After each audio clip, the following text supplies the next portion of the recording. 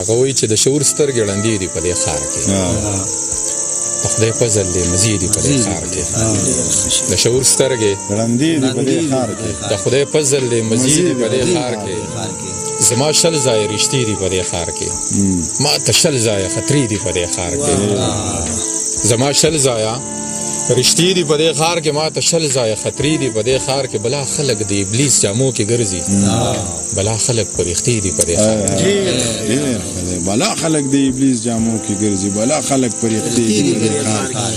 تاسو ولې سرکاري لنګر ته ناست یې؟